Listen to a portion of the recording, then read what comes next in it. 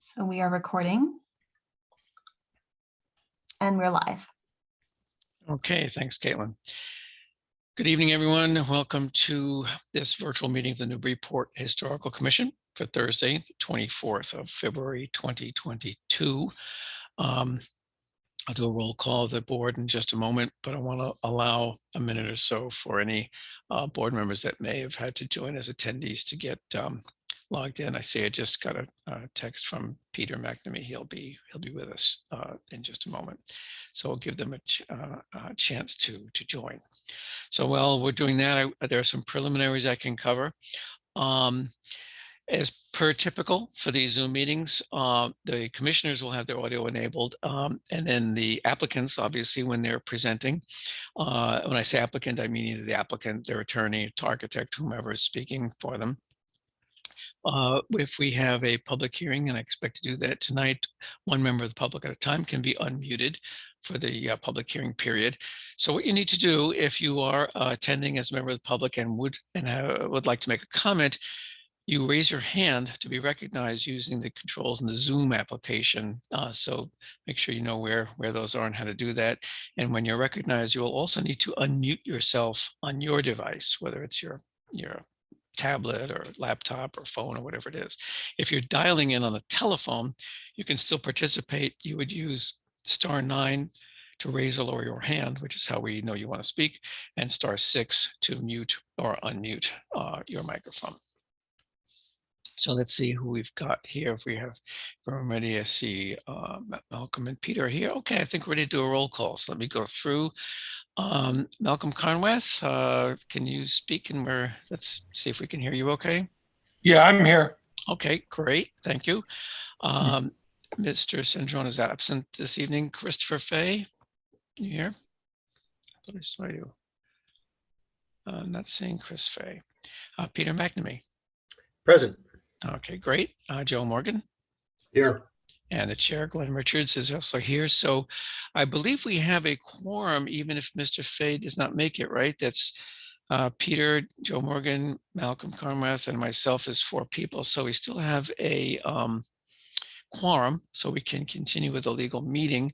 And if Chris is able to join, that's great. Let me just, did you check the attendee list? No, don't see him there. Okay, so let's let's get started in the interest of time and not delaying things too far. We do have 2 public hearings tonight regarding the special permit process for the downtown overlay district. So I'm going to very, very briefly review what that all means.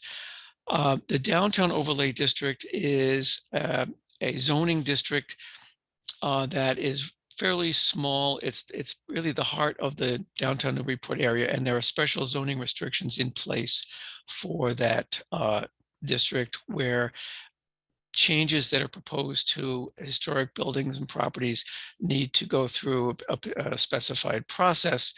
In the case of these properties that we'll be looking at tonight, 24 Center Street and the East Row Condominium, it's a downtown overlay district special permit that is required for them to do the work they want to do. The planning board is the special permit granting authority, or SPGA, for that permit. The historical commission does not have a decision role to play in that. Our role in these permits is to advise the planning board by means of a historical report.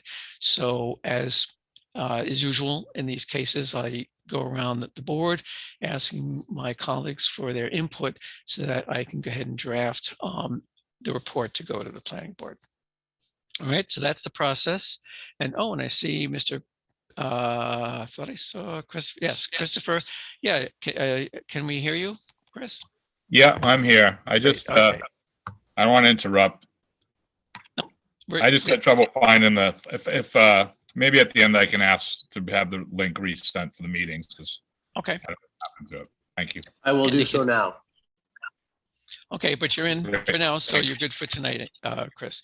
That was Christopher Fay. He's one of the commissioners, and he is on the board. And I'm hearing a little bit of an echo, so if you're not speaking, folks, you can always mute yourself locally.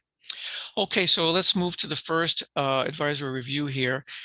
This will be for 24 Center Street. I believe Lisa Mead will be speaking. She's the attorney for the applicant and Eileen Graff is the architect.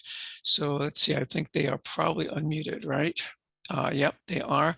So Ms. Mead, do you wish to begin? Yes, thank you, Mr. Chair and members of the commission. Lisa Mead, Tellerman Costa, 30 Green Street in Newburyport, on behalf of Artisan Custom Homes Incorporated, who is the owner of 24 Center Street, the recent owner of 24 Center Street. With me this evening is Eileen Graff, who is the architect on the project. And we are here, as the chair suggested, for a downtown overlay district historic review. And just to go forward one more step, of course, the ordinance requires that the review be the following: that the commission provide its review of the significance of the historic building or structure proposed for demolition and the relative importance of such historic building or structure to the setting within the DCOD. Those are the two things that the report is supposed to focus on. And so with that, if you can go to the next slide, please. By the way, Caitlin. I think you said DCOD. I'm sure you meant Oh, I'm DOD. sorry, DOD, I apologize, DOD. So let's talk a little bit about the history of the structure. So as I noted earlier, the structure is at 24 Center Street, which is actually the corner of Middle and Center Street. And it is a brick structure with a wood clapboard addition on the back or side of it, depending on which street you're standing on. The date of the building, this is an interesting game here. The date of the building on the Form B is 1810. It's listed on the district data sheets as 1825. The assessor's records have it at 1874. And the structure appears in an 1851 map. So we know the map is probably the most accurate. I think the reason for the various dates on the other documents are that in 1871, there was a deed and there was no building represented in that deed. And then in 1904, through an estate sale, the deed refers to a building. And so I suspect that the assessor's records pick that up and assume that the building was built sometime after 1871 and before 1904. But indeed, we have a Sanborn map that shows it at 1851. So I think that I would rely on the map, obviously, the most, but sometime in the mid 1800s, this building was constructed. The property is improved with a brick structure, as I said, wood frame, 1.5-story addition on the, I'm going to call it the side because the longest frontage is Middle is Center Street. The petitioner proposes to remove and replace that wood frame structure with a 2-story wood frame addition with a smaller footprint. The structure is referred to as the Enoch Hughes House in the district data sheets. The Form B for the property suggests that Mr. Hughes may have been the structure's original owner, according to the Form B as of 1851. Mr. Hughes was a tobacconist with a shop at 41 Water Street and was present in the city earlier than this. In 1834, indicates he was a trustee of the First Methodist Episcopal Church in Newburyport. Regarding the wood addition itself, it appears to have been added in multiple stages. And we can go through the Sanborn map so you can see the evolution of that addition. In 1888, the Sanborn map shows what appears to be probably the addition in its current form. Hang on one second there, Caitlin. And then the subsequent maps appear to show the addition in the same form as the 1914 map as is today. The district data sheets describe the style of the structure as Federalist. However, the Form B gives a different characterization, stating that the building appears to be transitional from Federal to Greek styles. The main brick building is 2 stories with a gambrel roof.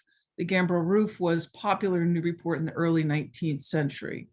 The doorway is Federal in style with a semi-elliptical fan light within the arch. That's in the brick structure. The keystone in the arch and the green-inspired window lintels are unusual features according to the Form B. The gambrel roofs are also common features of structures within the Georgian architectural style. So it is apparent that the structure has elements of 3 distinct styles. Other alterations we're going to talk about in a minute. I'll go through the Form B here. So here you can see this is the 1851 map, and you do see there is a structure there at the corner of Middle and Center Street. That would be the original brick structure. So we do know that it existed, assuming this map is accurate, of course, in 1851. Next slide, please. And then in 1888, you see it on the Sanborn map, and then you see what became the original or the first wood frame addition on the back. Next, please. And again, it's a little bit different shape. That wood frame addition on the back, it seems to be more square now. Next slide, please. Same way in 1900, it continues to be a little more square. Next slide, please. And same way in 1906. Next slide, please. And then you can see it takes on a little different shape. It's a little bigger, it goes out where it does today, right at the property line in 1914. Next slide. And so here's today. I don't know if you can blow that site plan up just a little bit, Caitlin. You can see today that that wood frame structure, thank you, Caitlin, goes along the back, back a little more than half of the building, all the way over to both the sideline and, of course, to the rear property line as well. So the 1.5 to 2 story portion of that is in the corner closest to the brick frame structure, or the brick structure, and then the 1 story is the remainder of that addition. So in a second, we're going to go through some existing conditions photos, but some of the alterations that have occurred over the year, in addition to this wood frame addition, was a partial coating of masonry parging on the brick portion of the northern elevation of the structure. Several sections of the parging have fallen off. It's unclear whether this treatment was added, when this treatment was added, and there's no evidence of parging on the remainder of the building. The Form B also notes that major alterations occurred to the fenestrations of the building in the 20th century. And when you'll see this in a moment, the clearest example of these are the storefront windows on the Middle Street elevation, while all windows appear to have been replaced throughout the building, except possibly the attic level facing Middle Street, and with the wooden additions. Both doors are also replacements, and there are also invasive vines that cover significant areas on the brick portion of the structure that our client intends to remove. So if you could go to the next slide, please.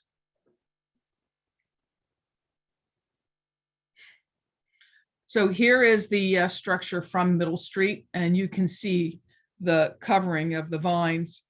That tree that's to the right of this building, I believe we've already, the client's already taken that down. It was causing some significant damage. And so, but you can see the photo with the vines. Next slide. And here's a picture of that entry when the fan window above, fan transom above the window with the keystone. Next slide. So here's the Center Street elevation. Of course, you can see the storefront windows, the replacement door. Again, you can see the vines wrapping around the front of the building. And you also see how close this building is, of course, to the one next door. Next slide. Again, there's an up close shot. Eileen can give you an idea about how close that is, but it's pretty darn close. Next slide. Here's a shot opposite the corner on Middle and Center Street. So you can kind of see how the trees and whatnot have taken over the front of that building along with the vines. Next slide. And here's a little further down Center Street, Middle Street. So you can kind of see the context of this building within its immediate neighborhood. Next slide, please.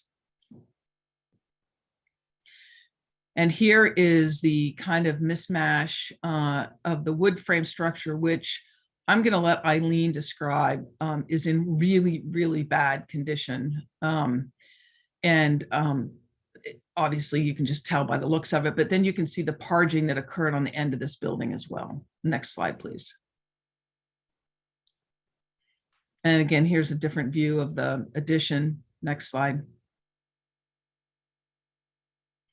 Here's the entryway to the back. Obviously, the tree was right in front of this entryway door. Next slide, please. Here's the other door to the back, steps up. Next slide. I think the tree, and probably because it was so big, really, there's a lot of water damage that occurred to this addition. I'll let Eileen go into that, but you can see that it didn't really ever get any sunlight. Next slide, please. And here again are the vines that are all over the building, including the roof. Next slide. So I'm going to do a high overview of the proposal, and then I'm going to have Eileen get into the details. So the proposal is to remove this 1.5-story addition and replace it with a 2-story wood frame addition with a smaller footprint, as I noted. The addition is going to use wood clapboards and shingle cladding, 2/2 windows to match the existing structure, and remain lower in height than the brick portion of the structure. The addition steps back and towards the interior of the property and is mostly only visible from the Center Street elevation. It certainly won't interfere with the brick facades prominent on the northern side of Middle Street. Restorative work will include the removal of the vines and parging coating, restoring and repointing the brick facades, repairing the slate roof as needed, restoring, repainting the wooden cornice, window lintels, sills, fan light, and side lights. The chimney closest to Middle Street will be restored as needed, and the other will be rebuilt. Both will be parged and painted. So with that, if you could go to the site plan, please, and just blow it up a little bit. So you can see here now, as compared to what the addition was before, the footprint pulls off of both the rear and the side lot lines, and is certainly more narrow in footprint than the existing addition today. And with that, I'm going to turn it over to Eileen as you go into the elevations. Thank you, Lisa. Good evening, Mr. Chair and members of the board. So this site plan does help convey where our limits are on this addition, and sort of to back up. When this project came to me, I actually have to confess I was very excited. How many of us have driven around this block so many times getting our Starbucks or our Abraham's Bagels, et cetera. And then of course my office is around the corner. So I've been 20 plus years of circling this block. So it's fun to have an opportunity to affect a building like this, especially watching over the years the deterioration on that back piece. But overall, our feeling on this project is we want to restore and respect the original gambrel brick building. Love all the aspects of it, et cetera. But I'm going to first start on how we got to what we're proposing for the wooden piece and why we're in front of you, which is, you know, as you saw in the photos, much deterioration in the wooden structure. So when we analyzed what we wanted to replace it, we did look at the limits and the footprint, and some of the things that we wanted to do was actually peel it away from its boundaries, pull it from the property lines for various reasons. To start with, say, from the Center Street going in towards the property, you can see a 17-foot setback there, or dimension line. The original structure actually is about 14 feet to Center Street. So we were trying to create a little bit more room, breathing room, for that area, for that parking area that's currently a little pretty marginal. So we're trying to help that out.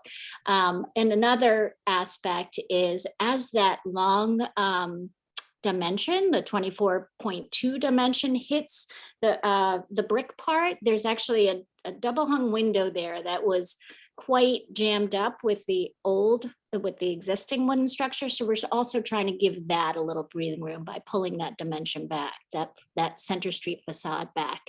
Then if you look to the north side, again, that 15-foot length, also pulling that away from the abutter to the north for many reasons. We're right on top of them. It'll give them a little bit more breathing room. We're right on their driveway, and likewise on the back side, pulling that away.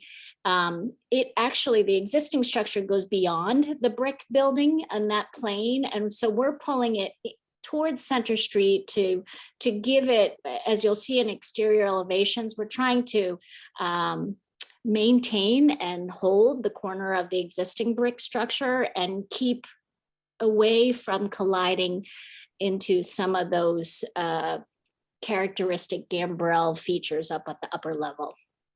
So that's the site plan in review. And then if we go to the next drawing. Thank you, Caitlin. So here in bubble form, we're trying to show and convey the piece on the back that's being removed. And as you could see on the bottom left drawing, I'll just point out that area where I said the double hung was getting overlapped and collided with the existing structure. So that's that piece right there on the bottom left drawing that I wanted to convey.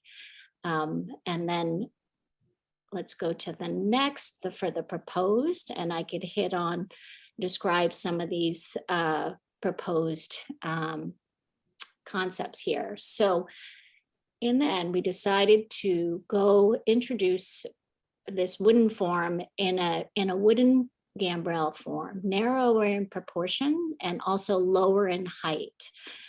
So the bottom left drawing is probably the best place to see this, where you could see this gambrel form and how it has a stepped, while the footprint is narrower, we have stepped the second floor a little bit wider to help us with some program needs inside. But then also, if you look from the front elevation, which is the top right drawing, it also helped us in breaking up the continuous two-story facade. So we felt like that was an element to help give a little, as you can put it in contrast to the adjacent brick part and the continuous wall there, we felt like this was a way to sort of bring down some of the scale. But going back to the bottom left drawing, if I could just point out there at the top end of that gambrel, the wooden gambrel is the 2/2. You'll see a dash line as well. And what I'm trying to convey with that dash line is how the connector piece touches and engages with the brick, the rear of the brick facade. So by stepping it and making it narrower, it was an effort to stay clear of the existing corner of the brick gambrel, and then also to avoid, we do overlap with one of the windows on that end, but maintain the other one, which is that top left corner that you'll see dash lines as well. On that same elevation, you'll see the dormers that are proposed and the side, and you could see that the front one is stepping back 1'6" from the Center Street facade, as well as from the sides, 3'6". From each of the sides of that main part of the gambrel. But yet on the back side, we are aligning the plane of the dormer in both the long wall on the bottom left drawing, as well as on the side towards the north. But yet as that goes closer, that dormer gets closer to the brick building, we've held it away from that end condition again to avoid any type of collision with the original detail. And so that is how we ended up with the structure. And in an effort to, again, give a nod to the type of roof form, but yet with its variation in the wood components, give a different level of texture and detail, we to this piece versus the original brick. And maybe what I'll do now is talk about the materials proposed.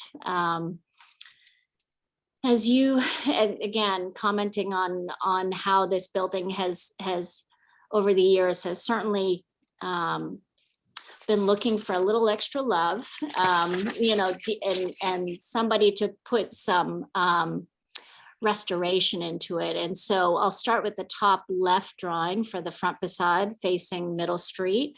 Most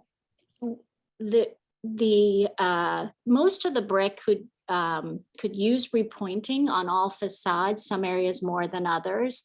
As already mentioned, there's the parging on the rear. So we would like to remove that parging and then repoint and repair as needed underneath all that, just to restore the brick on all sides. Well, I'll say 3 sides, because as you saw in that photo, there is about maybe 9 inches between the 2 buildings there. So it's really a tough going to do any work in there. But so that would be pretty tough to do any kind of repair on that side. But certainly there might be some skinny workers that could fit in there.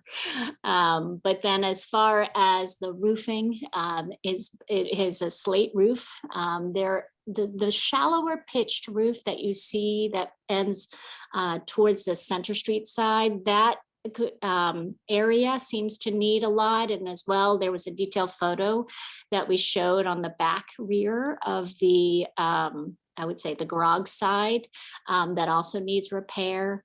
There's an existing skylight on the front piece of that structure, and we'd like to maintain that, but also propose a few more skylights, which would be pretty tough to see. Definitely the 2 in the middle be tough to see from anywhere else from a street view, but maybe a glimmer of that last one further to the back of the property, from probably only from the garage parking lot. The chimneys, I'll speak to the chimneys since we're on the roof. So the one that is closer to Middle Street, we intend to repair and reparge and repaint. It's currently painted. And we'd like for the rear chimney to remove that chimney, but rebuild it and parge it again as to match, and then paint it as well. And that's driven from interior demands more than anything. It's very tough. That has its placement is difficult from the interior point of view. Then traveling down for the windows, if I could speak to that, the windows as originally shown, as exists today, are 2/2. We'd like to propose insulated clad windows here. The storefront windows would be replaced as well with insulated and tempered glass in this situation. And then likewise on the new structure on the back, the proportions of those 2/2 windows are just a hair smaller than the original. With the floor heights are a little bit shorter. This building has beautiful ceiling height. Actually, the second floor has 9'4" ceiling height. It's wonderful.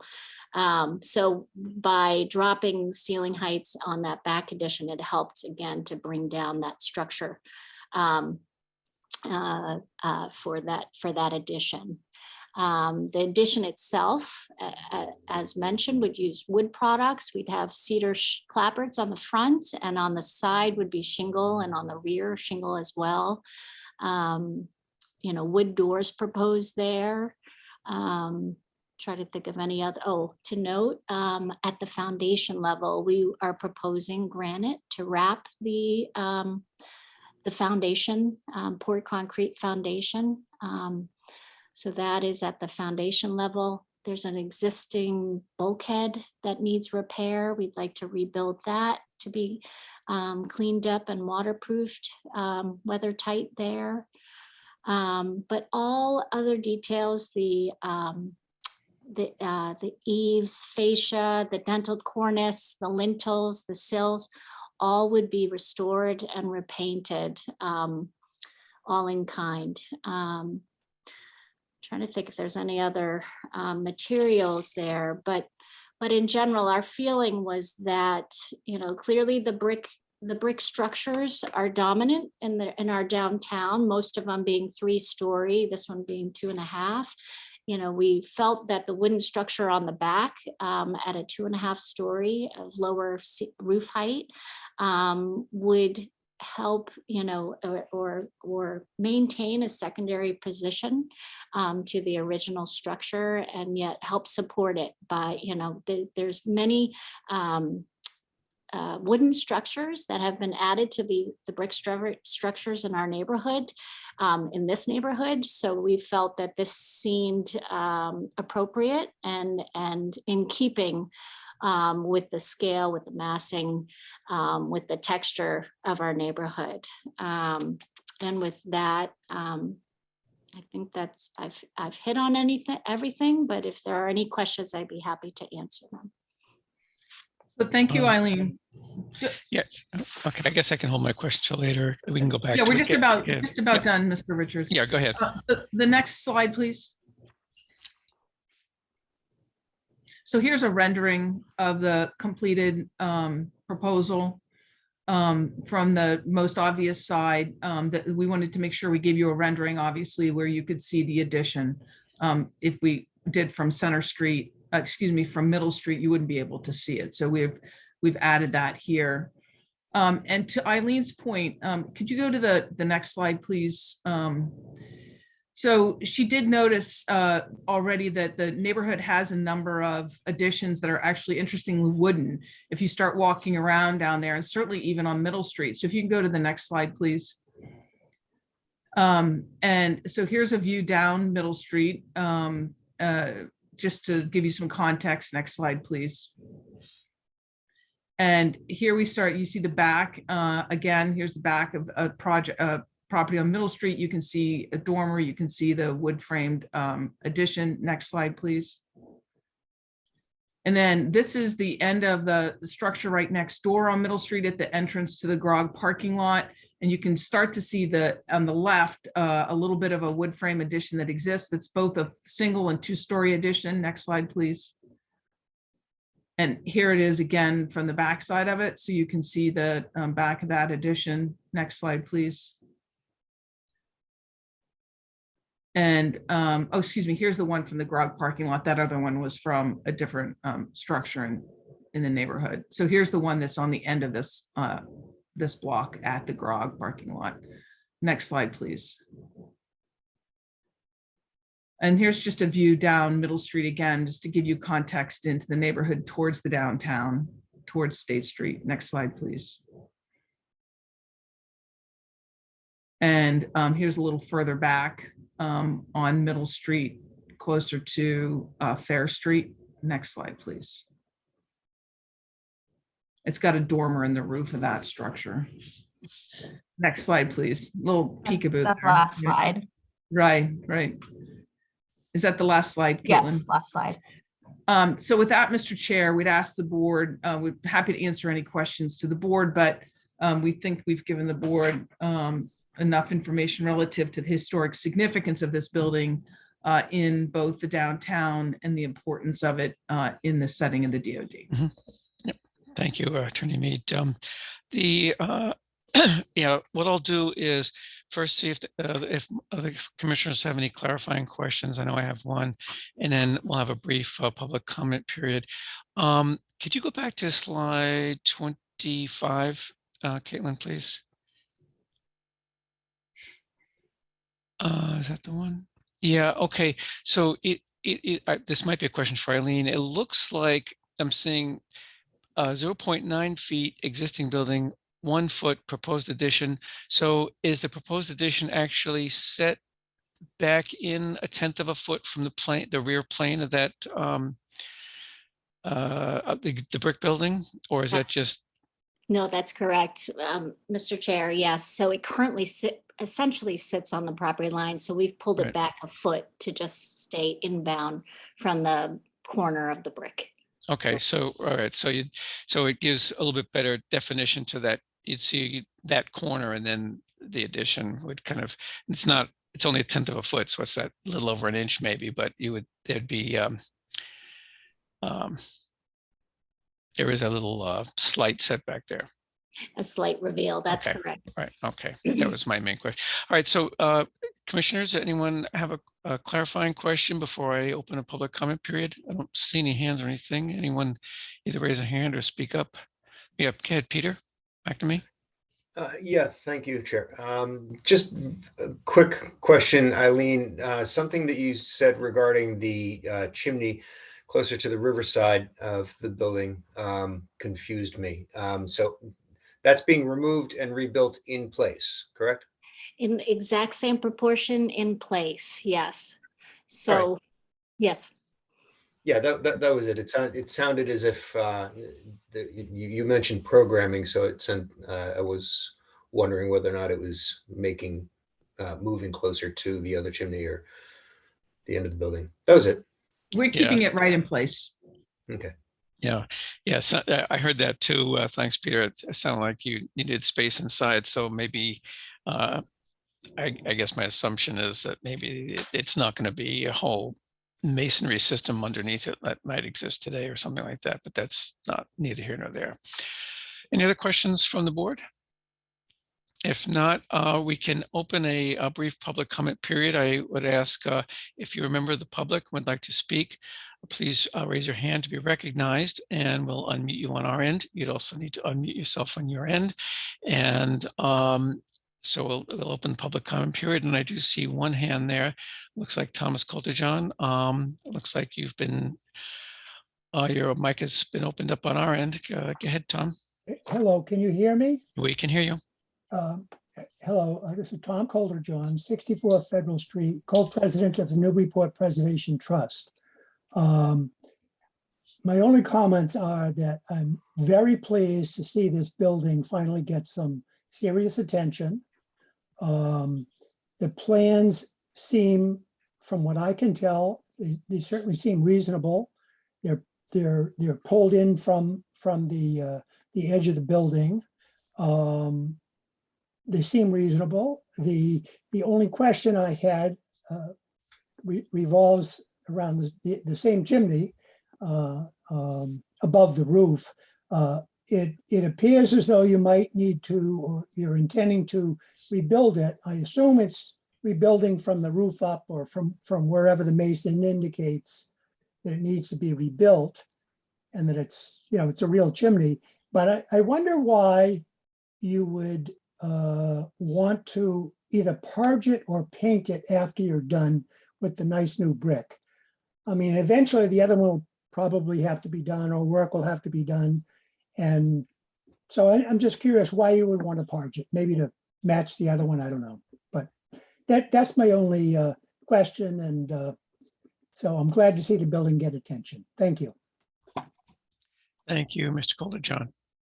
I don't see any other hands. I'll just give a few more seconds, see if anyone wants to say something.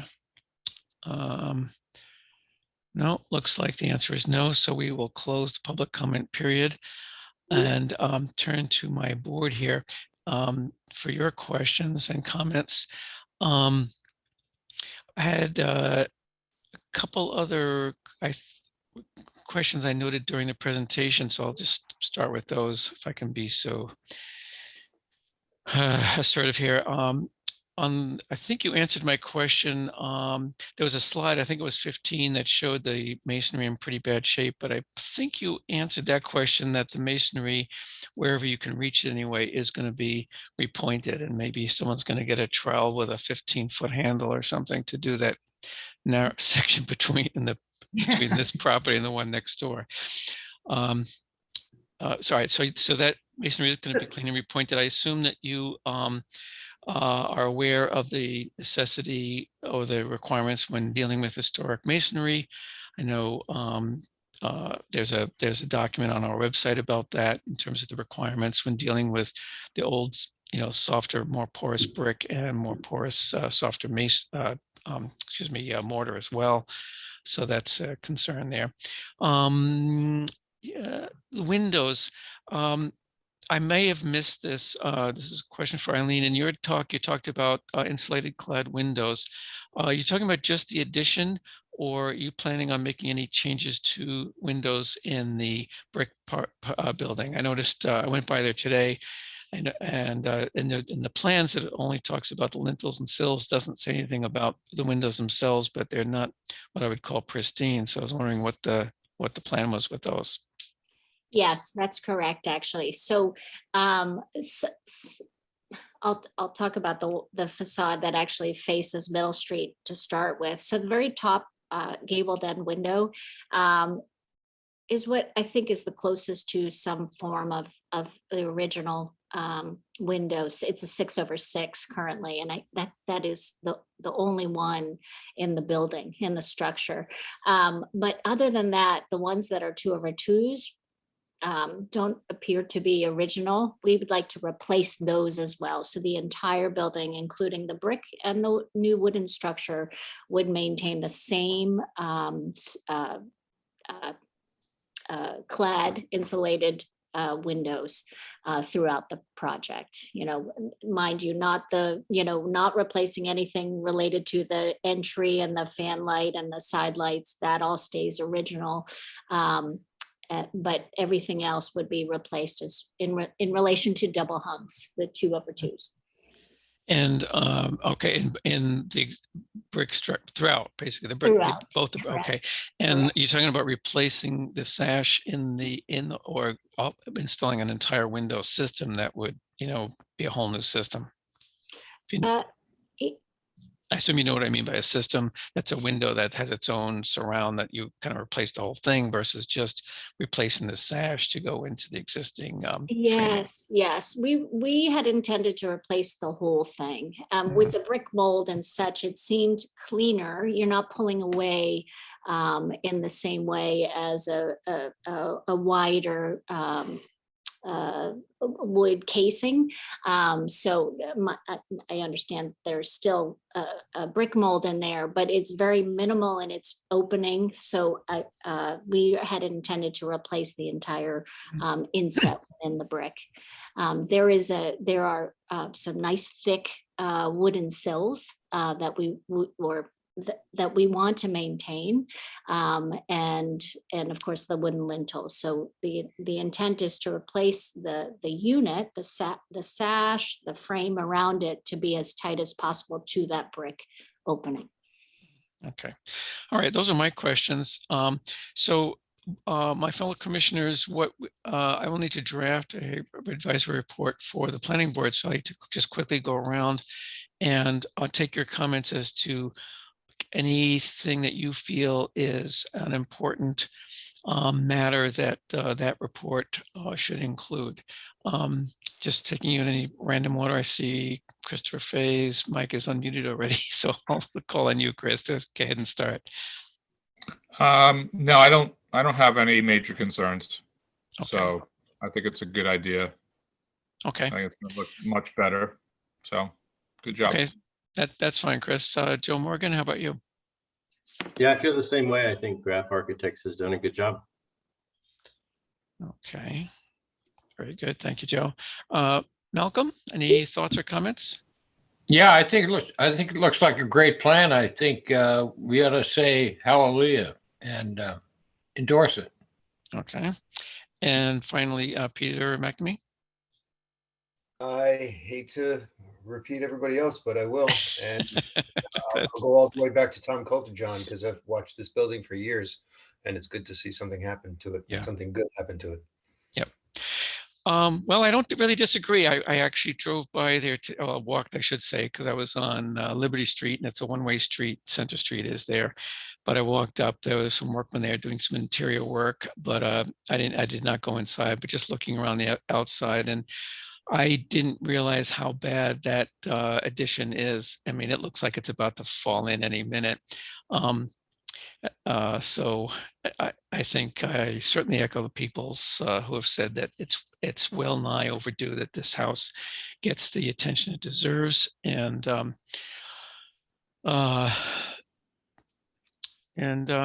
so we'll leave it at that. So I think I have enough information to get and draft the report, so I should be able to review that with you folks at our next meeting, and get that sent off to the planning board.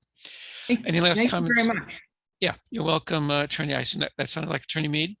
Yes. Yes, yeah, you're welcome.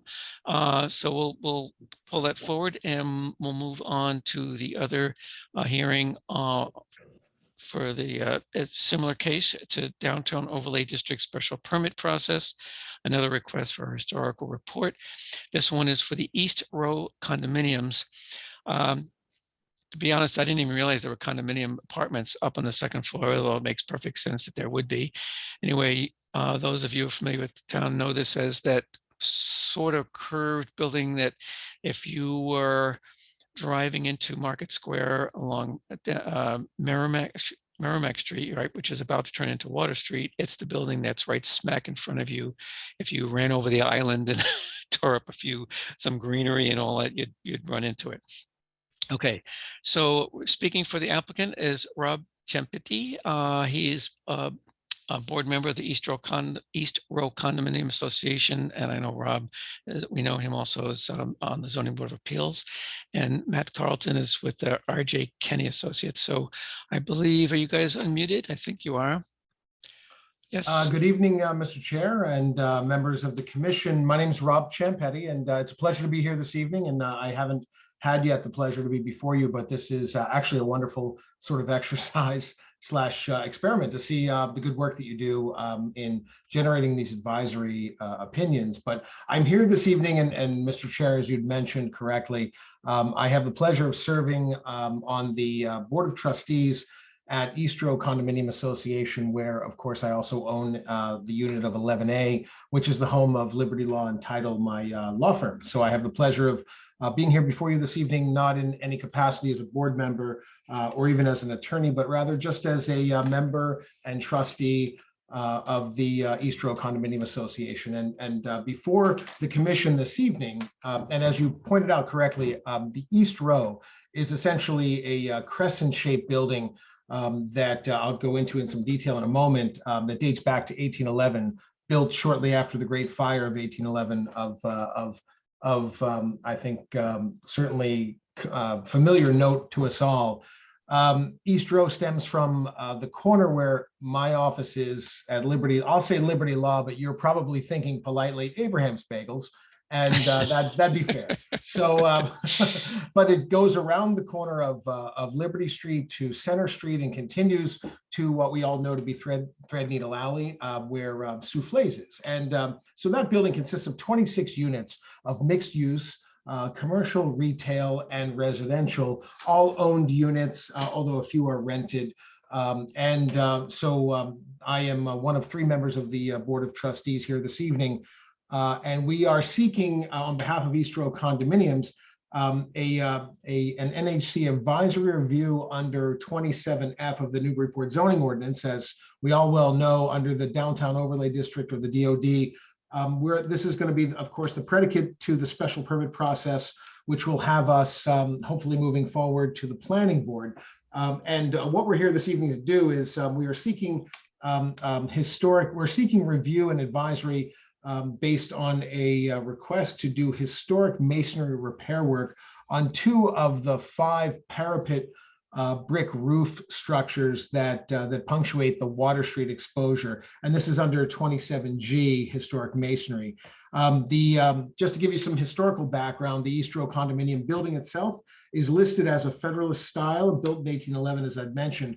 And I'll go into in a moment our Form B. And as you mentioned, Mr. Chair, I also have with us this evening, Matt Carlton, who is the licensed architect with RJ Kenny and Associates. The stamp plans are part of our presentation and the deck I'll be going through in a moment.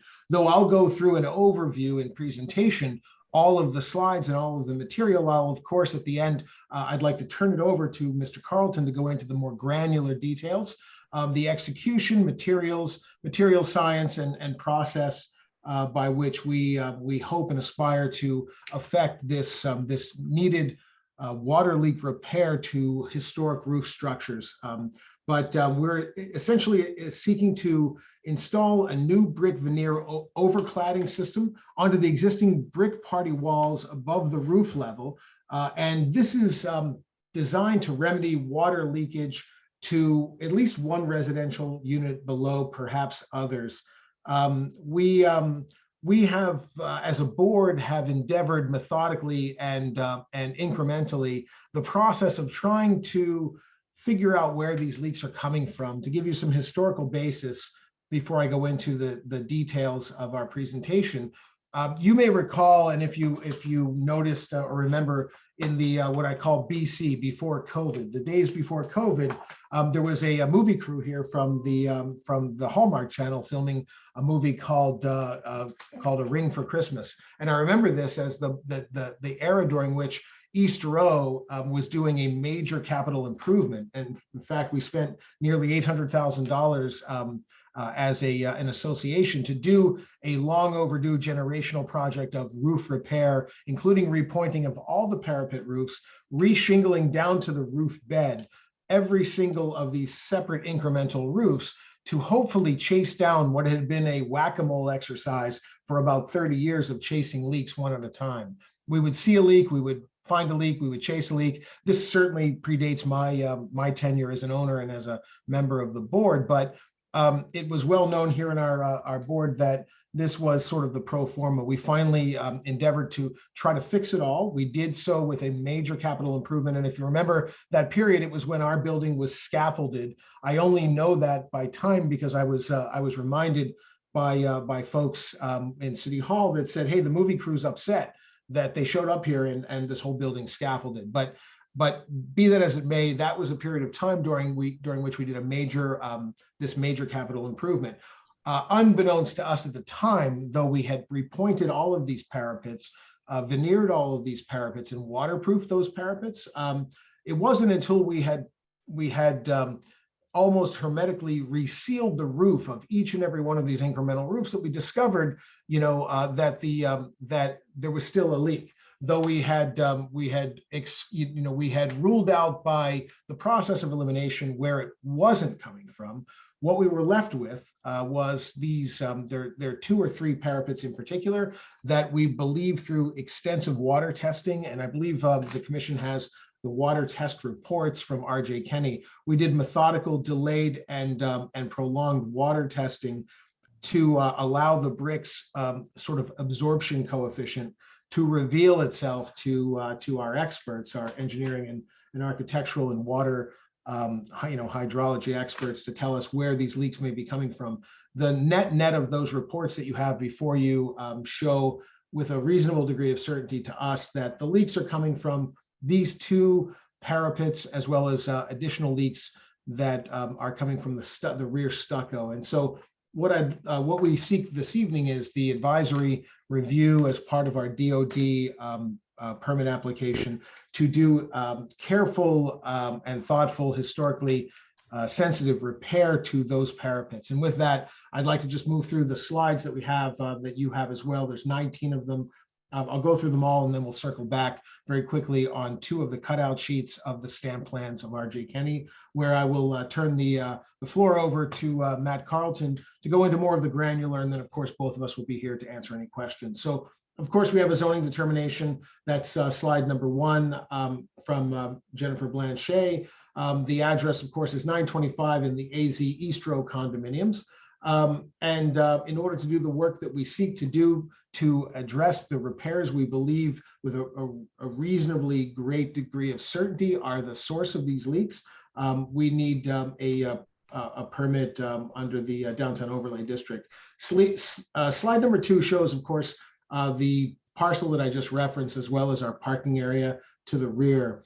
This is the crescent, and it's really not so much crescent as it is almost a right angle along. It's slightly crescented along, of course, Water Street. We're all familiar with that exposure. We've all seen the projection, the proud projection of brick parapets that are clad at the top, and all of the roofing between those parapets are all part of the 2018 capital improvement project that we had done. Took almost 6 months to complete. And obviously the parcel's outlined in yellow. As we scroll down, and Caitlin, if you can go to slide number 3, I point out for the commissioners this comparative photo. And the reason I point this out is because in a moment we're going to go to Form B, and I'd like to point this out in advance and then detail in Form B what you may well have already identified. If you look at this photo at the top, it's the black and white photo. It shows these iterative roofs, which are more seamlessly and cohesively aligned, both linearly and vertically in the lower photo as a result of a renovation in the late 1970s, according to Form B. At the top photo, however, we know this is the late 1960s, and the reason we know that, if we didn't believe the date on the photo, would simply be by identifying the garage front multi-lighted garage doors. And if you look to the right of the photo, you'll see a vertical sign that says garage. But if we didn't even have that, we would know that this was the era during which this was a gas station. It was before the urban renewal project. And so I point out the parapets, which are period at that point to what was more likely to be the original existing conditions, show not a projection brick parapet, but rather a very low profile parapet that is neither brick nor projected, but rather simply step flashed. And you can make that out even with, with the naked eye looking at this black and white, sort of monochromatic photo. You can see the highs and lows of the reflection of the step flashing, and there is no brick. It is completely step flashed and then over cap flashed. It appears, as is consistent with Form B, which we'll get to in a moment, that the lower photo shows the after late 1970 work, during which it appears the renovators of that era sought to resemble the 19th century aesthetic of the separated fire stop, building code post 1811 style of architecture. And it was appropriate certainly of the time, but that all of these brick parapets are, we would call it later period brick, built to resemble the period.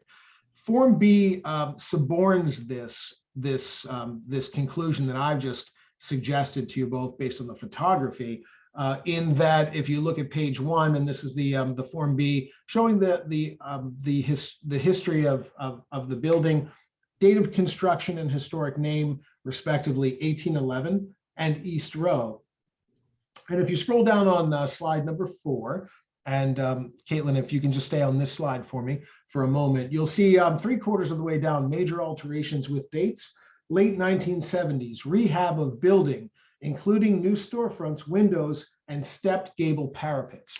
This is sort of the smoking gun, if you'll forgive the characterization, that I believe aligns with the photography and suggests that what we seek to adapt and restore is in fact not period brick, but later period brick, for what it's worth. And it's just part of the architectural, I believe, heritage for the benefit of the commissioners. If we move to slide 5, this is page 2 of Form B. East Row, as you may well know, and if you don't, I'll just give you the high points. It's 6 storefronts reflecting various periods of construction. This spans between 14 and 21 Market Square, and then rolls around, as we saw from the photography, onto Liberty Street. The windows on the upper 2 stories, for the most part, are 6/6 and splayed stone lintels. The 2 Palladian-style openings on the 2nd floor that face Water Street are circa 1970, according to the Form B, and are part of the additions, which we believe are also part of the parapet projection additions. Near the center of the building, above the 2nd floor opening, is where we have the evidence of the building's history, and it shows a sandstone keystone above the door, which is inscribed 1811.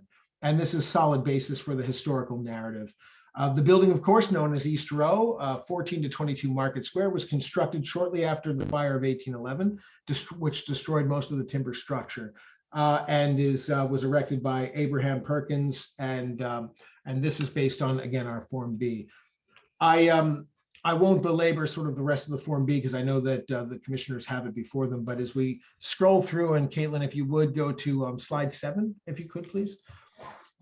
This is the inventory. And again, it's a consistent photo that's earlier in period, of course, to what we saw.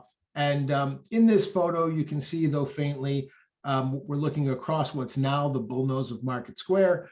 But we're looking at projection of some of these rightmost parapets. And it appears that the rightmost parapet, before you transition along the corner to move from Water Street to Liberty Street, you can see that these were originally two separate structures. That parapet is more in line with what we see today. The parapets to its left, moving easterly along Water Street, you'll see that those are consistent lower step flashed, top clad parapets that are not brick at all.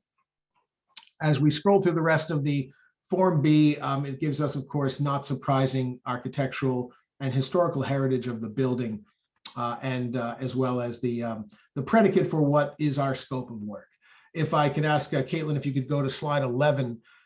This is the facing page of page or sheet A001 of East Row Limited Masonry Repairs. Our management company, Harvest Properties of 9 Liberty Street, Newburyport. I'm sorry, they're actually of Pleasant Street. I think that's just the address that was used for the drawings. This is a stamp plan by R.J. Kenny and Associates, stamped by Massachusetts licensed architect Matthew Carlton, who is with me this evening, and who to whom I will turn over the floor in a moment to go into the granular of the call out details, the execution, and as well as the materials and delivery. If you go and look at what we seek to do and what we're asking this commission's advisory review to the planning board for, it is a limited roof masonry repair to attempt to hopefully generationally stall any additional water infiltration. What appears to be happening, and this is where I will feign my own amateur ignorance on these matters, though I aspire to be a student of this material. You are all more versed in this than I. But brick, even brick from the late 1970s, like all materials of its sort, it is porous, and therefore it has an absorption coefficient, and that erodes and degrades over time. We, during our 2018 renovation, which was extensive, repointed all of this brick and also sealed it, though that was expected to be a fix with a shelf life. And it appears clearly that we have we endeavored to seal all of those leaks, but that shelf life was imperfect. And so this is the more perfect endeavor of solution, which is to overclad this porous brick. This brick serves as a bit of a candle wick, and it absorbs even in spite of the repointing, and it just simply absorbs the water. The water finds its way inside of the waif. And in a moment, I'll tell you what kind of investigative research we are in possession of that I want to share with you.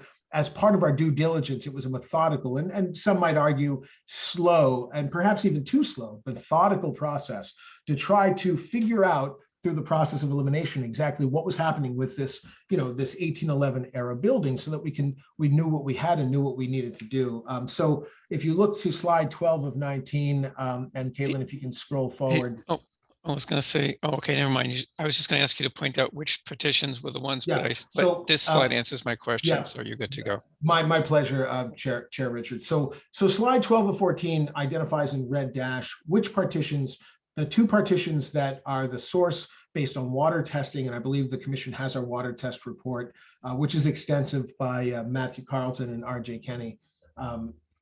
These two partitions are the two partitions from Water Street, spanning across the peak of the roof and then down the other side to the elevation that faces the rear parking lot on both partitions. It will be a full overcladding with step flashing and the preservation of the top cladding, so as to create a very thin veneer of brick designed to match the aesthetic and materials, so as to cure what was an imperfect construction at the time. And just also define and we're going to circle back in a moment to A100, A101, and A102, as well as A103 with Matt Carlton in a moment. But for now, I'm just going to overview these for the commission. But you'll see that there's three areas identified. Two are the roof parapets that face Water Street.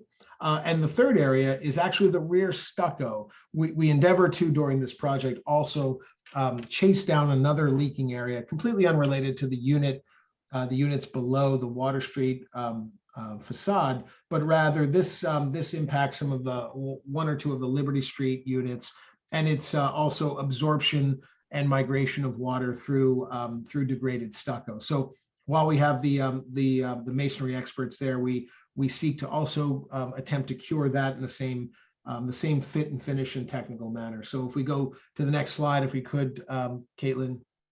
Slide 13 shows the cross section.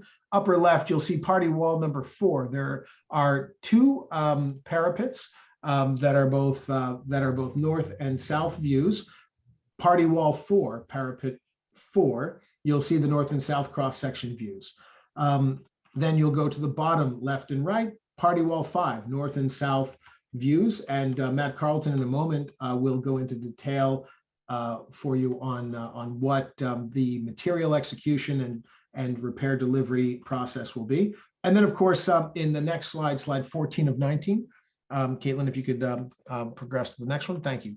This red dashed line shows the extent of the stucco work, and it identifies what is existing stucco, which will be removed and exculpated back to base and then reinstalled in a way that will hopefully give us generational staying power. And water impenetrability, hopefully.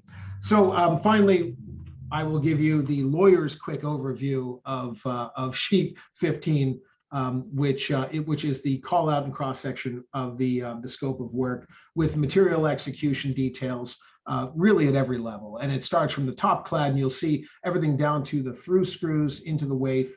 And down to the pointing and the flashing and counter flashing, and exactly how this will be executed. I will defer to my colleague and the expert whom our board has retained to help us do this in the best possible best practice, and that's Matt Carlton in a moment.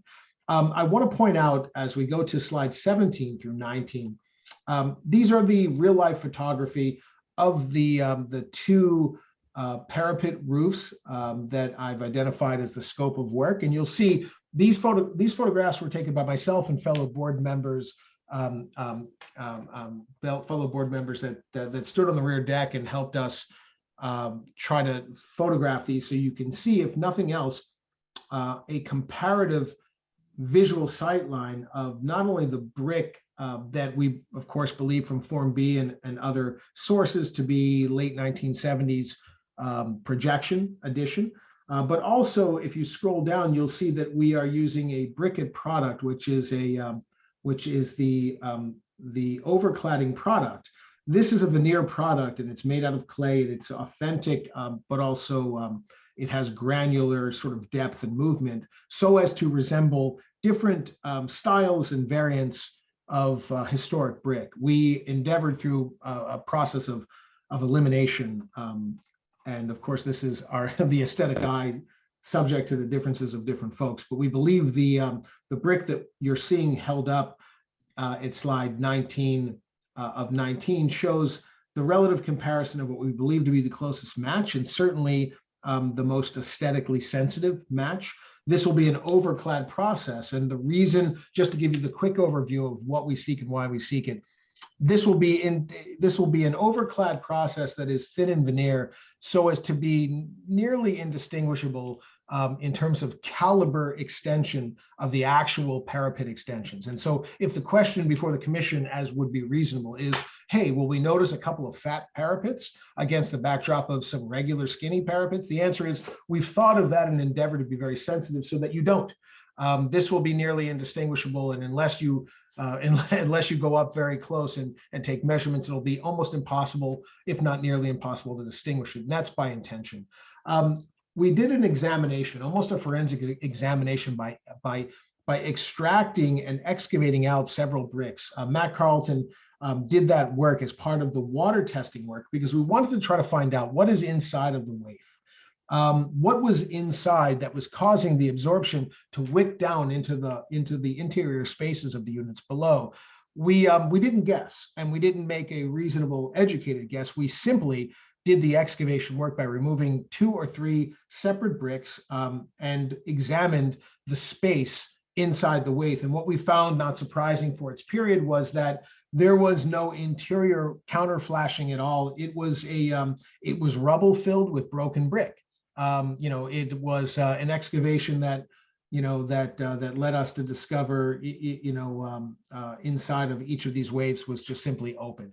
So with that sort of incremental and methodical and very careful, though time labored process, we worked our way as scientifically, methodically as we could to try to make sure that we use best practices to find out where these leaks were coming from and why, so that what we endeavored to do and spend dearly to do was not a quick fix and was not further whack-a-mole effort, which had punctuated the 30 years of the past leak and fix process of our building, but rather was generationally curative to what we hope is going to now be finally and at long last in line with the aesthetic and spirit of what we spent as an association of owners to cure and fix each of these iterative roofs in 2018, so that finally, and again at long last, these separate brick parapets put in the late 1970s met the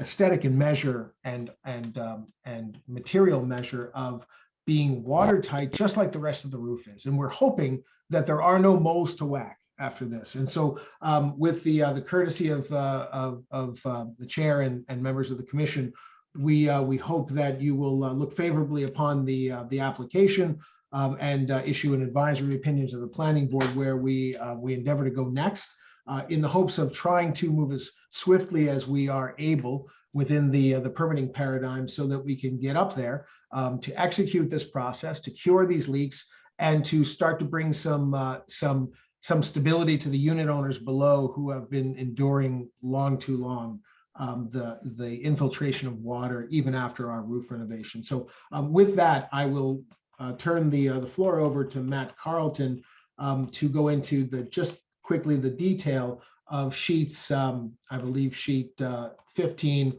which is A103, which is just essentially the meat and potatoes of execution, how this will come together. And then, of course, we're here to answer your questions as part of the rest of the process. And with that, through the chair, I'm happy to turn it over to Mr. Carlton.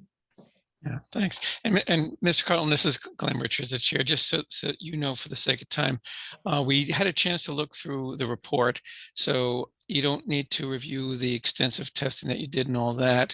As Mr. Ciampetti said, our mission is we're particularly concerned with the historical values and preservation of them and so forth. So we mainly are focused on what exactly is the changes, for example, on the drawing we're looking at right now. If you could give us some idea of exactly like what how the dimensions of the partition might change and so on. And I have a couple other specific questions, but I'll save those for later. Okay, thanks. Sure. Can you hear me? Yes, we can. Okay, good. It's unclear on this side. Well, so you've read our report, so you understand that typically these are multi-wythe mass masonry party walls.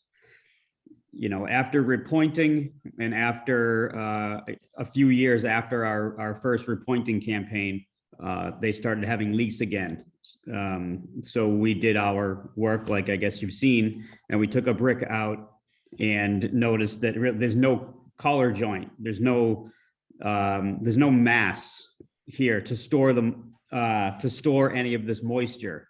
So the only real way we can stop this moisture from getting through, because we don't have the mass that's there, and to stop this like incessant leaking into this person's unit, is to provide an overclad. What we're proposing to do is basically applying a waterproof coating to the original brick. And I didn't call it a historic brick because it's from 1970. It is hard brick with type N mortar, and it's just not historic. So what we're planning to do is put a breathable coating over the brick, apply a drainage layer and a thin half-inch brick tiles, basically, if you, for lack of a better term. They're locked in. They're basically mechanically fastened through like a tray system into the original brick. And we're applying waterproofing over the top of the parapet. As we saw that originally, some of the parapet caps were had opened up after the work that we did, like they said, in 2018 or 2019. So what we did in 2018, 2019 worked for a couple of years, but mortar started spalling, bricks were spalling, just that stuff that happens every year was just causing a problem. So the only way that I can think of to arrest the water is to keep it off of the original brick. And we painstakingly went through with this briquette company to find a brick match. We found 2 of them. The board decided which one they liked, and I would imagine they would let you also, have a voice. But basically, we're just adding a layer of protection over the brick that it should be imperceptible from the street. There's no way you should see that. It's if anything, it's going to be an inch and a half wider from the street view. And like you said, I don't want to belabor anything, so maybe I'll just open it up to questions. Hey, one quick question on an inch. You said 1 to 1.5 inches wider. Is that inclusive of total? Okay, that's what I was trying to say. Is that total or each side? Yeah, no, the bricks are only a half. The tray is, a 0.06 aluminum, and then we have a little. I think it's a half-inch drainage mat, or even a 1/4 inch. Okay. Just something to have a little bit of drainage and maybe some venting. We're just trying to keep water off of the original bricks because they don't have the storage capacity like you would normally have.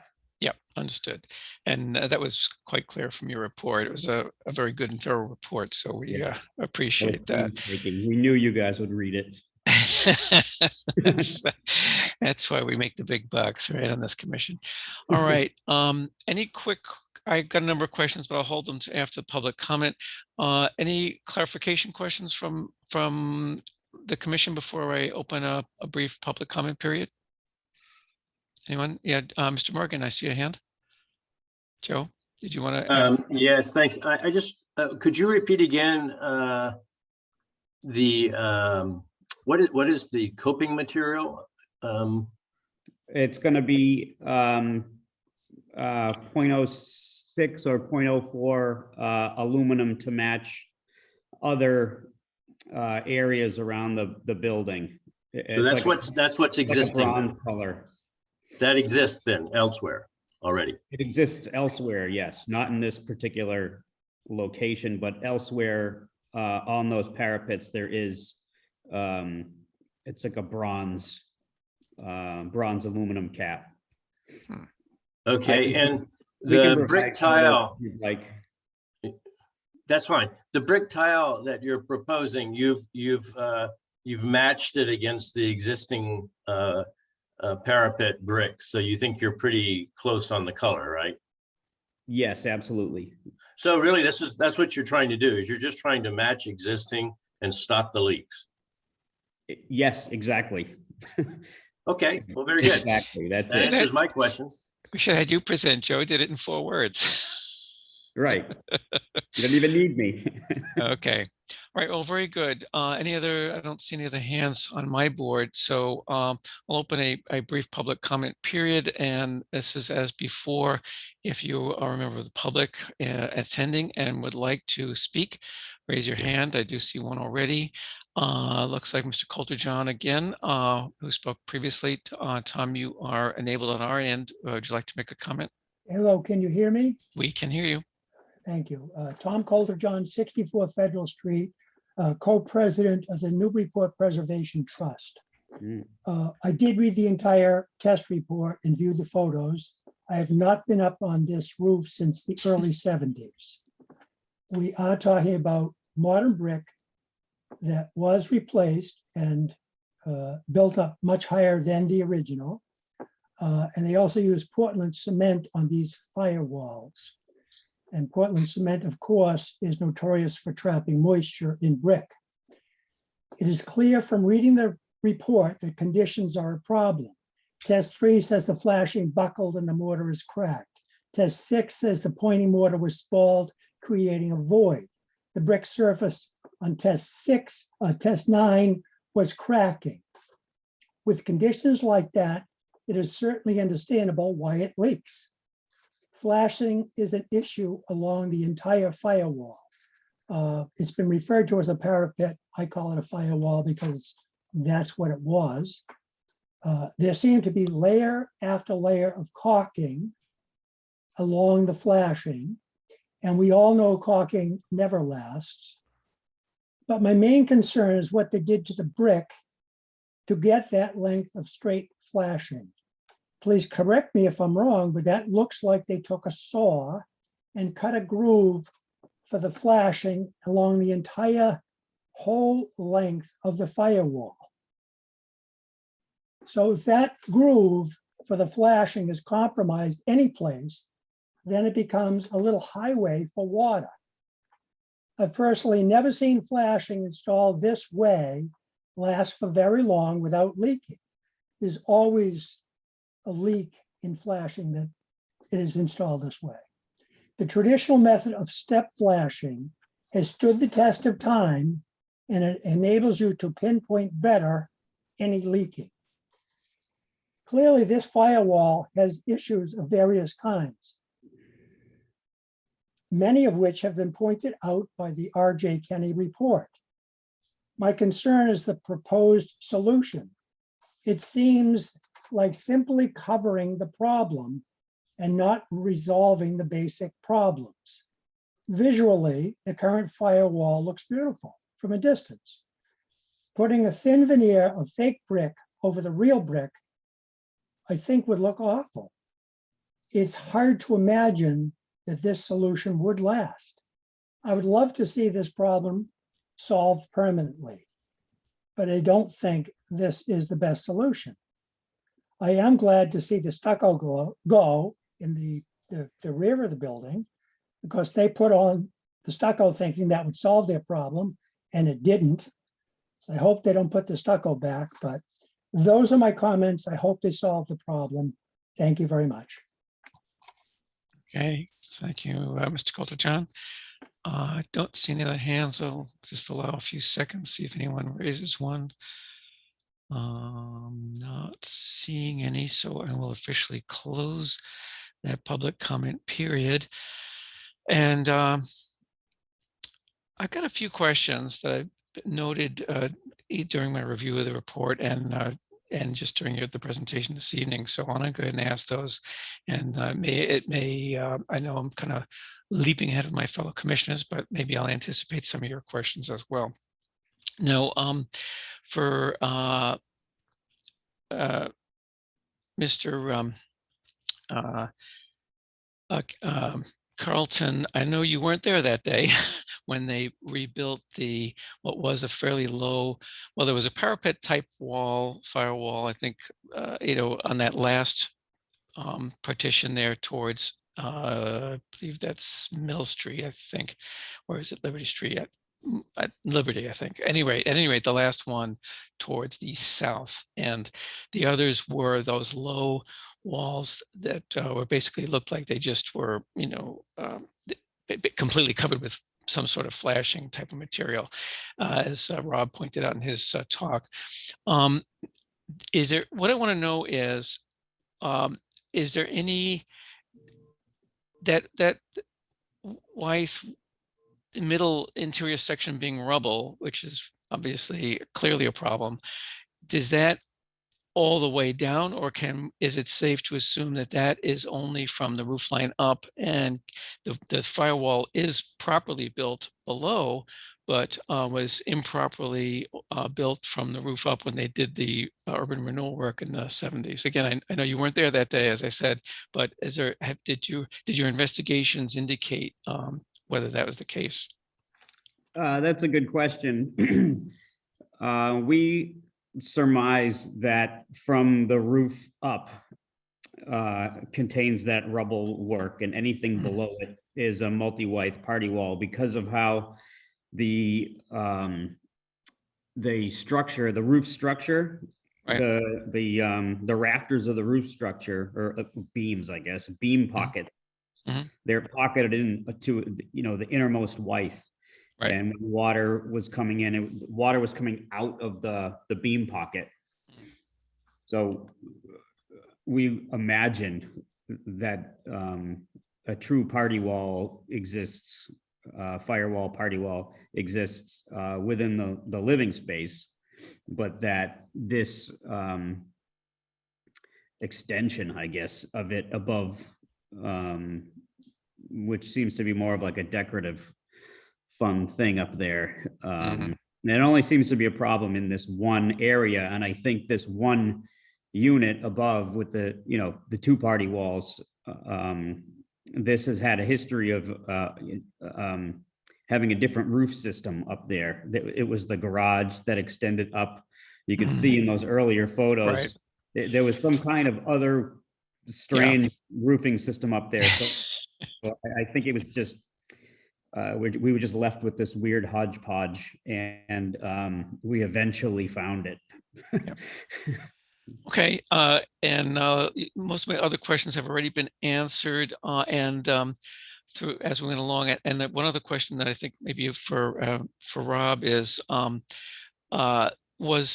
were there any alternatives looked at, such as going back to the original design, like ditching that whole stepped parapet thing, having just the low wall, which could be more better, it'd be better, easier to flash properly with, overlapping flashing and so forth, or the either stepped or just, it could be, I don't know what they used. They might have used lead, which would easily, wrap around the whole thing or whatever. But you see what I'm saying? Was there any consideration of a solution like that versus this overlay cladding solution? Thank you, Chair Richards. And it's a good question. And I can tell you that we had deliberated and belabored over other alternatives. This is certainly not an easy alternative by any means. We examined many.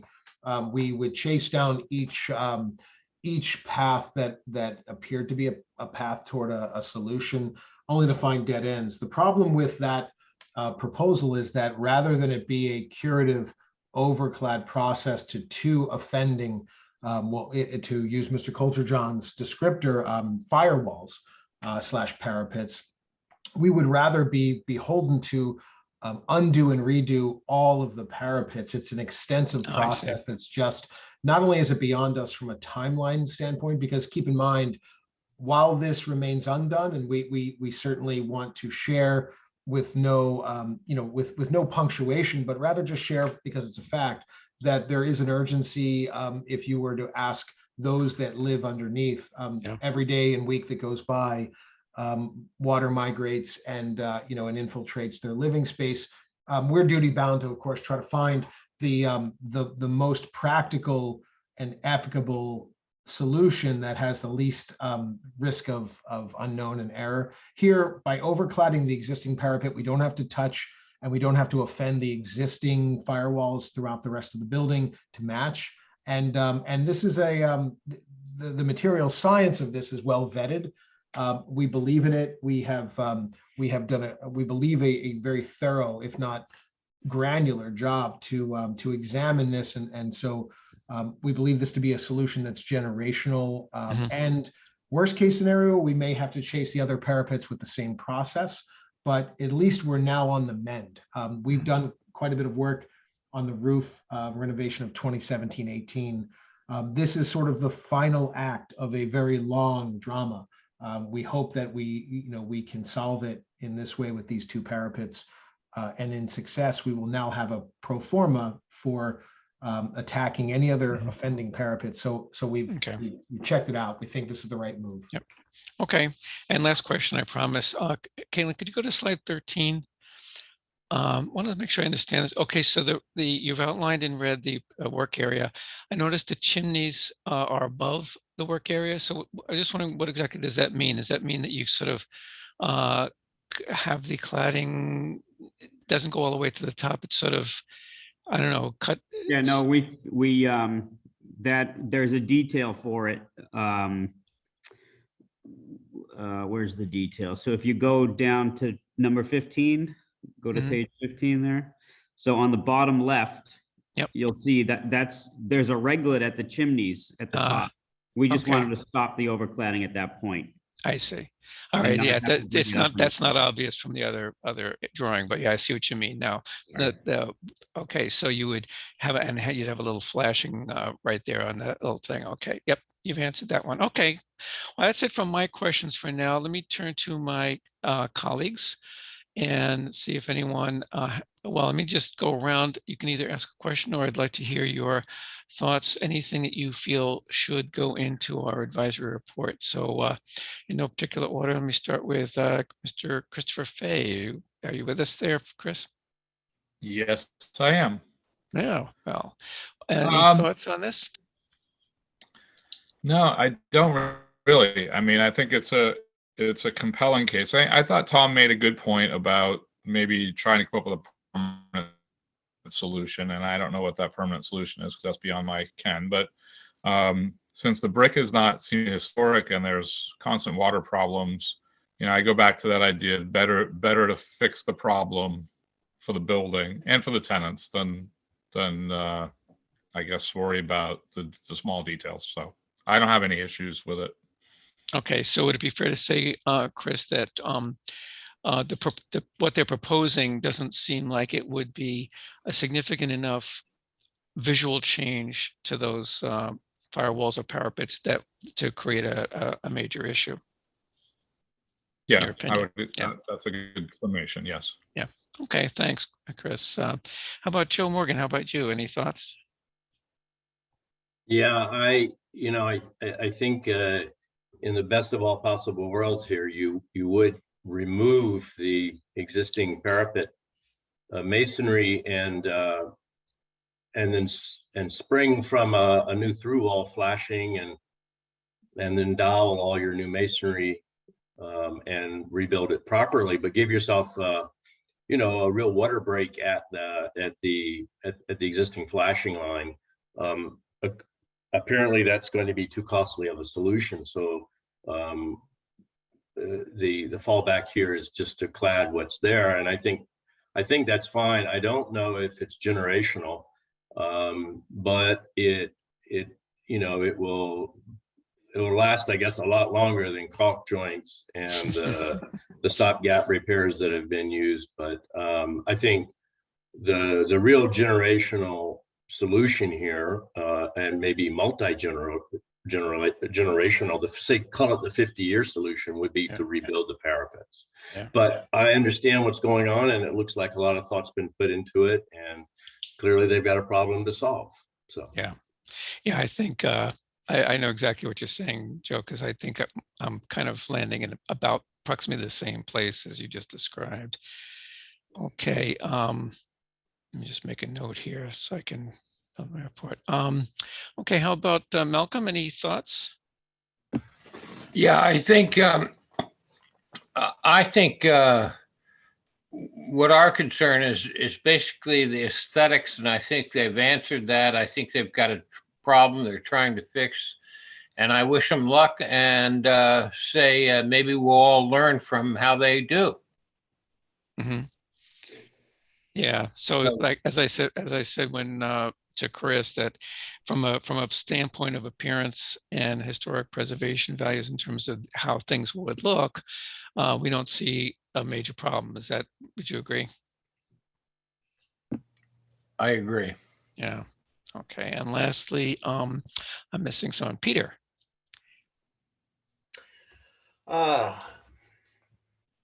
From the perspective of the appearance, I have no issue either, and there's really nothing that Joe Morgan said that I would not repeat. So Okay. I would prefer, Mr. Coulter-John's comments about the flashing being a temporary solution are bothersome, but if this is going to give some relief immediately, I think looks like a good solution. Okay. Yep. All right. Very good. Okay. Well, that I think that gives me a good feel for where you all stand, and and I'm essentially in the same place. I think Joe put it very well. In an ideal world, rebuilding those petitions, from the solid base that we assume is probably there. I think I'd be very surprised if that, because that's kind of I would be just shocked if they didn't have, correctly built masonry petition walls below the roof line. But anyway, we just rebuild the top part. But I certainly understand that the time constraints as well as the cost constraints, and that you are trying to be sensitive to the at least keep preventing it from looking like something nasty has gone on there. And most, I think you're probably right that most observers would probably not even notice the difference. Okay, well, if you don't have any other closing comments from either you, Rob, or Andrew, we move on otherwise. We certainly close our comments and thank the commissioners and you, Mr. Chair, for your time and patience. Well, you're quite welcome. Thank you for coming in, and very good. So we should have a draft of that for our next meeting, and we can move that on to the planning board, so you guys can keep that ball rolling. Thank you very much. Thank you very much, Mr. Chairman, and members of the commission. Thank you for your attention and your consideration this evening. Have a good evening. Thank you. This is Matt Carlton. Thank you. Okay, thank you, Bye. Matt. Sorry, I called you Andrew before. Maybe I was thinking of this other Andrew. This is under general business or updates from the chair. Well, I'll just do this real quick and then we'll approve the minutes. Just FYI, we did have an applicant throw his hat into the ring, the proverbial ring, for membership to the Newburyport Historical Commission. That gentleman is Andrew Bernhardt. You will eventually get to meet him, I hope. He is just in the very beginning phases of the process. I believe he's met briefly with the new mayor, and he's kind of working, his application is working his way through that process. Obviously, it's got to be approved by the city council and all that, but I hope that you will have a chance to meet Andrew in the not too distant future. So that's some good news on the commission. That's about all I really have for me. We have approval of the minutes from January 27th, I believe it is. We didn't have a meeting. The early February meeting was canceled. Now, Chris Ferry, you were, I believe you were absent at that meeting, right? So you're going to abstain on the minute votes, but is there a motion to approve the minutes from January 27th? Someone moving to approve the minutes? I'll make that motion. This is Peter. Okay, thanks, Peter. And I'll second it. This is Joe. Okay, thank you, Joe. Okay, Malcolm, your vote on approving the minutes? Approve. Okay, Peter McNamee? Yes. Okay, Joe Morgan? Yes. Yep, and the chair is yes. And my thanks to our note taker, Gretchen. She did a very good job. I know I don't know if maybe it's my imagination, seemed to be more detailed than usual on that. It was appreciated. Good, nice job. I think the only thing remaining is, well, I have a note here, updates from the chair, preservation mass. I didn't talk about that. Updates from the chair phase 2, part 2. I attended a meeting, it was yesterday, I believe, at noon. It was meet the new board chair of an organization called Preservation Massachusetts. This is a private organization, not state funded, not an official organization, but they do basically help both private individuals and organizations throughout the state of Massachusetts with preservation matters. So I'm just starting to get more familiar with them, what they do, and I'm hoping that they may be a useful resource to us when we might need an opinion or help with something or other. So look for more to come on that. If you're interested in finding out more about it, you can, they have a website. Again, Preservation Massachusetts is their name. Okay, the only thing that remains now is a motion to adjourn tonight's meeting. Is there such a motion? I motion move we. to adjourn. I heard Chris first. Okay, so Christopher Fay made the motion, and did someone seconding that? Yes, this is Joe. Okay, thanks, Joe. Okay, Malcolm, vote to adjourn. Yes. Oh, thank you. Christopher Fay. Yes. Okay, Joe Morgan. Yes. Okay, Peter McNamee. Yes. Okay, and the chair concurs. So that brings an end to tonight's meeting of the Historical Commission.